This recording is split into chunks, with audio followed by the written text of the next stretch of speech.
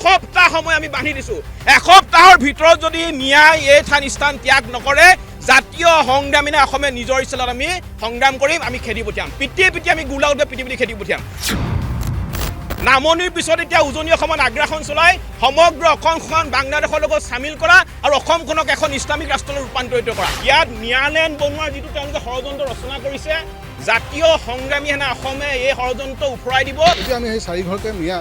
আপোনালোকে ভাবক এই 4 ঘৰ মিয়া আৰু দুদিনৰ পাছত 40 ঘৰ হ'ব প্ৰথম কথা হৈছে শিৱসাগৰ জিলাখন হৈছে এখন খিলঞ্জীয়া বসতি প্ৰধান ঠাই এখন ঐতিহাসিক ঠাই আৰু এইহেন এখন ঐতিহাসিক ঠাইত মিয়াই মাটি কিনি ইয়াত মিয়ালেণ্ড বনোৱাৰ যিটো তেওঁলোকে ষড়যন্ত্ৰ ৰচনা কৰিছে জাতীয় সংগ্ৰামী হেনে অসমে এই ষড়যন্ত্ৰ উফৰাই দিব কেতিয়াও হ'বলৈ নিদিয়ে আমাৰ স্পষ্ট কথা আমি বিগত সময়ত জাতীয় সংগ্ৰামী হেনে অসমে যিবিলাক কথা কৈ আহিছিলোঁ সেই কথাবিলাক আখৰে আখৰে ফলি আহিছে আজি বৰপেটাৰ পৰা 4টা মিয়া আহি তেওঁলোকে আধাৰ কাৰ্ড জালিয়াতি কৰি তেওঁলোকে শিৱসাগৰত মাটি কিনিছে এইটো সমগ্ৰ অসমৰ ওপৰত এক ভয়ংকৰ আক্ৰমণ এই মিয়াবিলাকৰ লক্ষ্য উদ্দেশ্য এটাই নামনিৰ পিছত এতিয়া উজনি অসমত আগ্ৰাসন চলাই সমগ্ৰ অসমখন বাংলাদেশৰ লগত সামিল কৰা আৰু অসমখনক এখন ইছলামিক ৰাষ্ট্ৰলৈ ৰূপান্তৰিত কৰা সেইকাৰণে তেওঁলোকে কাম কৰি আছে কিন্তু আমি আমাৰ অসমখনক বাংলাদেশ পাকিস্তান হ'বলৈ দিব নোৱাৰোঁ শিৱসাগৰৰ পৰিৱেশ আমি বিনষ্ট হ'বলৈ দিব নোৱাৰোঁ শিৱসাগৰত হিন্দু মুছলমান আমি সকলোৱে মিলাপ্ৰীতিৰে বসবাস কৰি আছোঁ এইহেন শিৱসাগৰ জিলাখনত যদি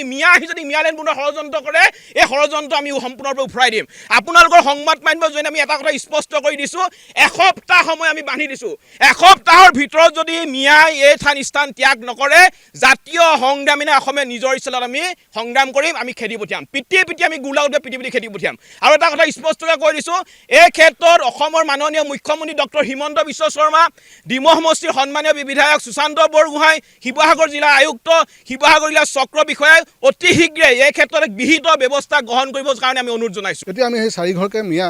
আপোনালোকে ভাবক এই 4 ঘৰ মিয়া আৰু দুদিনৰ পাছত 40 ঘৰ হ'ব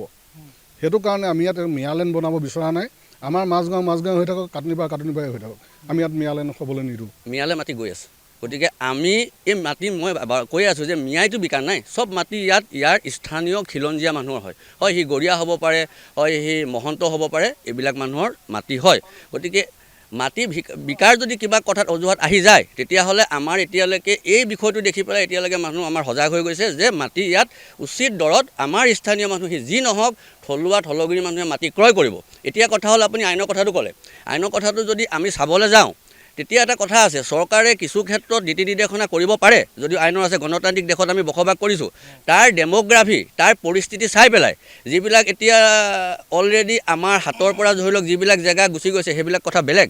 এতিয়া হ'ল যিবিলাক একে আখৰত মই কৈছোঁ যে অসমীয়াৰ বাহিৰে মুখত দ্বিতীয় এটা দোৱান নাই বা দ্বিতীয় এটা শব্দ নাই সেই মানুহবিলাকক আমি একে শাৰীতে থৈছোঁ সেই মানুহবিলাকে উজনি অসমত বসবাস কৰি আছে আৰু শিৱসাগৰতে ইয়াৰ গোটেই গুৰিটো আছে গতিকে শিৱসাগৰত আজি যি পৰিস্থিতি হৈছে পৰিস্থিতি নহওক মই শিৱসাগৰ জিলা সমিতি বা সদৌ অসম গৰীয়া জাতীয় পৰিষদৰ শিৱসাগৰ জিলা সমিতিৰ পৰা এটাই আহ্বান কৰিছোঁ আমাৰ গৰীয়া মানুহবিলাকে কোনো ক্ষেত্ৰতে মাটি নিবিকে আৰু আগত যি বিকিছিলে তেওঁলোকে এতিয়া সজাগ হৈছে পৰিস্থিতি কি হ'ব কাইলৈ গম পাইছে সেই মাটিও কেনেকৈ ঘূৰাই লোৱাৰ আবেদন তেওঁলোকে নিজে গৈ DC সাহেবৰ ওচৰত চক্ৰ বিষয়াৰ ওচৰত গৈ পেলাই আবেদন কৰক নিশ্চয় এই ক্ষেত্ৰত এটা সুফল তেওঁলোকে পাব